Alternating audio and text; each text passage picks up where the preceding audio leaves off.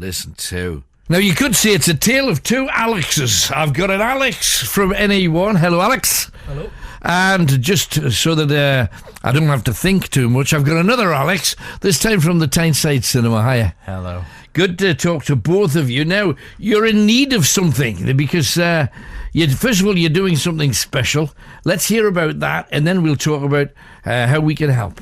Yeah, so I'm Alex Slack, the project manager for the Heritage Lottery Fund regeneration of the Big Market, which hopefully some of your listeners will have heard about. Absolutely. It's a £3.2 million regeneration scheme, which is underway at the moment. Do we know what's happening to the Netty yet? Everybody needs to know about one Netty. The question on everybody's lips. There are plans afoot for the toilets. We're waiting for confirmation.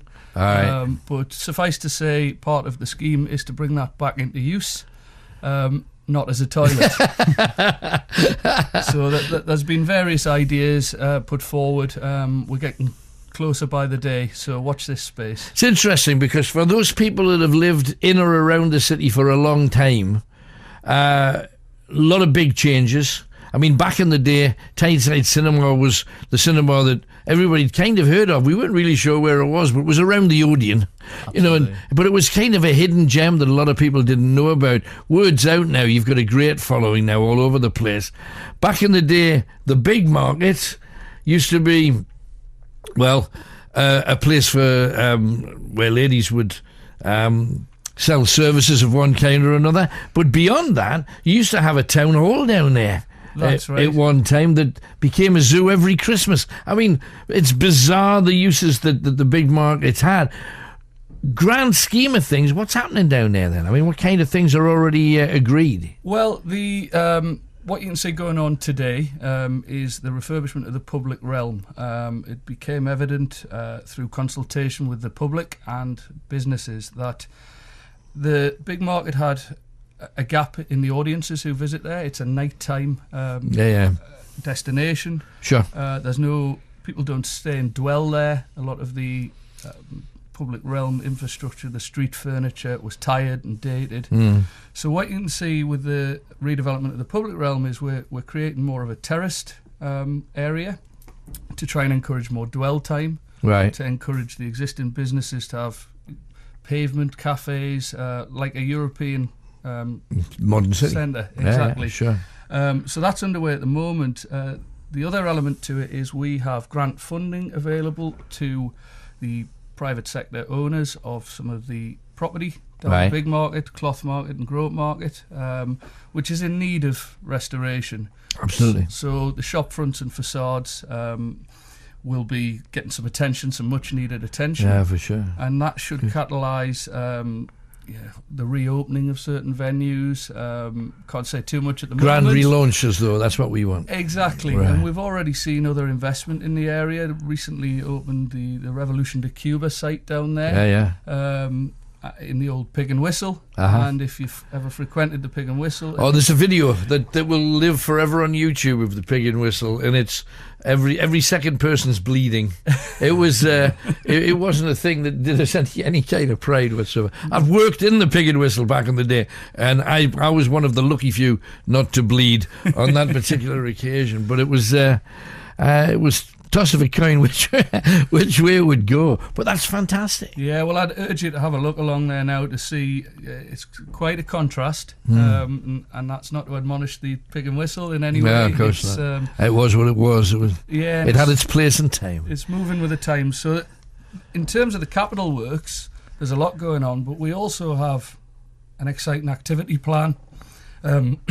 Part of which is to we do all this public realm work. What are we actually doing with the space? Well, once upon a time there was public events there. You mentioned the zoo. For sure. We want to see activities on there again, and look at bringing some of the audiences in who have gone missing. So the elder generation will remember it fondly. Sure. It seems to be the main target audience these days seems to be younger, late night revellers. Anybody that can drink 11 pints of Gussick's Old Dirigible. Absolutely. Exactly. And I think that's key to mention is that the Big Market, I mean, the name Big, it's a type of barley. Yeah. The area has always been synonymous with drinking. The number of establishments we see today, some may consider that quite oversubscribed, but it's nothing compared to what it used to be like.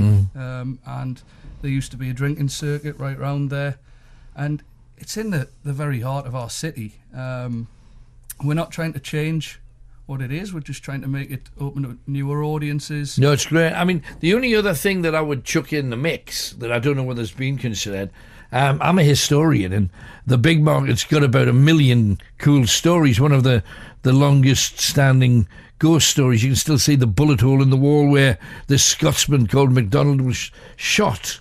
So, I mean, there's you need a few blue plaques up there to let everybody know that around this corner. Do you know what I mean?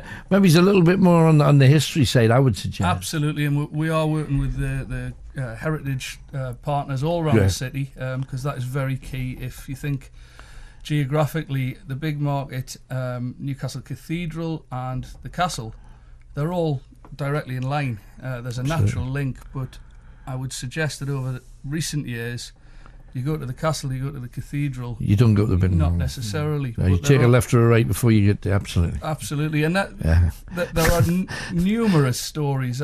Funnily enough, the one you mentioned, somebody recounted to me today. Right. Twice hung MacDonald, I believe. Absolutely, the very man. Yeah. Great story, though. But on top of that, you had a coaching house halfway up, with people with the horses and stables and all of that along the little cobbled avenue. You said where the stand is? Yeah. Absolutely. But I mean, there's so many tales. There's tales on both sides, and down alleys where this guy was hanged and the girl was murdered, and blimey, it's a story that's lived an awful lot of history. And of course, you used to have, I know there's a traditional market that you sometimes would see at the top of the street. That used to go all the way down the river, when the river had, not just on a Sunday, it had daily markets along the river where people would just come, dump whatever they were flogging on the floor, and people would 3 raggy shirts, and then you come back and there's only 2. Somebody's bought one. Who in their right, mate? But back in the day, it was a very busy and different place. Yeah, it would have been the commercial centre of the city. Absolutely. As you rightly say, merchants would have brought in their wares from the River Tyne, dropped them off at, whether it was on the cloth market, the Groat Market, and probably gone for a pint. Absolutely, carry them up with carts. And so sometimes they'd carry them up on a cart, leave somebody beside the cart flogging them, then going down and get some more stuff from the ship and bring it back up again. That's absolutely But right. I mean, I'm just an amazing historical centre for the city that has a very, very, very, very different reputation now. So, how does this involve Tyneside Cinema, Alex? So my position is lead filmmaker at Northern Stars, which we're a production team based at Tyneside Cinema. We're led by young filmmakers who've graduated from the Tyneside's young filmmaking programs or academies, including myself, who's graduated from that. We've worked on a lot of commissioned films for a lot of cultural venues and cultural organisations around the city over the last 6 years I've been there. Most recently, we've done another Heritage Lottery funded project, which was looking at 80 years of the Tyneside, as you mentioned before. Tyneside, huge history in the city. So for this project, we've teamed up. We've been commissioned by Alex and his team at NE1, and we've teamed up to basically make a people's history of the Big Market. Brilliant. A film that recounts in the characters, the people who've frequented the Big Market, who've been associated, maybe have family history there, maybe they visited once and had a great story to tell there. Recounts the story of the Big Market in their words. So what we're looking for people, basically people's memories that they want to share with us. No matter how recent and how far back. No, I mean we have a particular longing, I think, to hear people's memories that are associated with kind of the Big Market's history of kind of commerce and innovation that we've mentioned. So anybody that's worked down there, maybe. And anybody who maybe has family history. I spoke to a man on the phone today called Michael Rye, whose family, George Ryan's sons, under shoemakers down there, which opened in the 1870s. Whoa.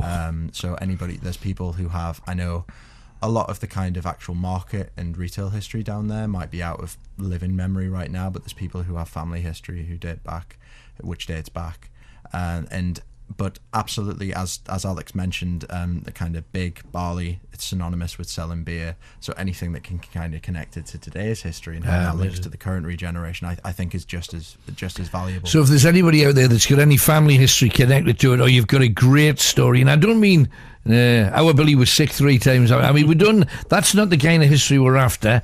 We're talking proper history.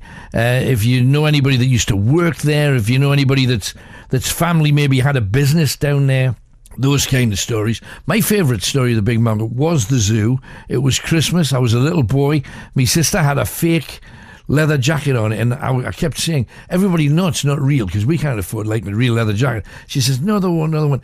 Went, baby elephant got a hold of her leather jacket, tried to pull her physically into the little place where she was, and the sleeve came off, and it was one of the funniest moments of my life. To this day, it was hilarious, and she's screaming, and I'm not helping, and because everybody found it hilarious, nobody was helping. It was a happy memory of the time, but a time when the Big Market it was a family reputation back then. It was all the way down. And somebody also told me when the Great Fire of Gateshead happened, that one of the barrels on a ship fired, and it landed where the Big Market and the Groat Market unite. Because back then there wasn't a building in the middle; it was just the main street. So That's right. They said the furthest that any of the fiery barrels managed to hit was top of the... No, I'm sorry, but how far is that? That's going to be Olympic class to get something fired to that distance. And, of course, a lot of the old buildings that we've got photographs of that you can see at the museum that we have, obviously the Newcastle Museum, a lot of them were old and a bit grubby, and like 11 people were living in 2 rooms above them. It was a very different time back when when we're talking about it. Yeah. It's very interesting. 2 things spring to mind from that. It's amazing. We've already had a number of contributions of people who were bitten by animals in the zoo. So I think it probably says a lot about the health and safety back then. Absolutely. But also, you mentioned the buildings. I mean, this is key to a lot of what we're doing. The concentration of Grade 2 listed buildings, Grade 1 listed buildings, and locally listed buildings in the area. It really is a heritage hub, which unfortunately, for whatever reason, has fallen into disrepair. So, bringing it back to its former glory. I mean, there are some absolutely stunning buildings architecturally. Absolutely. So part of the project is to bring that back to life. Because you know yourself that the route that people take on their little booze tours tends to be, it'll go from the quayside to, it's up by the gate now, now it's central Newcastle again. Yeah. It's rarely the Big Market, because the Big Market's kind of fallen down in people's estimation, and you really go in there, I don't want any trouble, and so to win that back, I think would be amazing, and you've made massive inroads already. And I think the important thing is to show that some of these characters, as you say, that has that reputation today, possibly because of some of people's imaginations on the people who frequent there today, but a lot of the characters from the past, they're fantastic characters to hear from and hear about. Sure. And I think if the wider, as Alex says, if the wider project is about regenerating those buildings and regenerating that area, the film, the specifics of the film, is to give a voice to those characters who've been there and those people who have memories of there. Absolutely. Well, good luck, the pair of you. How can we help you? You need as many people to come forward as possible. Yeah. So we have an email address that people can contact us on, which is admin@newcastlene1ltd.com. Right. Also, because not everybody has email, we've had people contact us by telephone. They can contact us on 0191 235 7097. Wonderful. That's on our switchboard if anybody should require it. And good luck. When are we looking for this to come to fruition? Presumably as soon as you get this flock organised that's going to be calling in. Yeah, I think so. We aim to to have a film produced by the end of this year, Great. which will coincide with the completion of the Public Realm works. But as you say, if we get enough stories, there's scope to do a lot more. And Sure. We just no matter how inane it may seem to some, we just want to hear from people. Yeah, and then of course it's like a jigsaw. You use the best bits to form your movie, and hey, good luck with it. We'll be the first to want to see it. So thank you very much indeed. Thanks for popping by.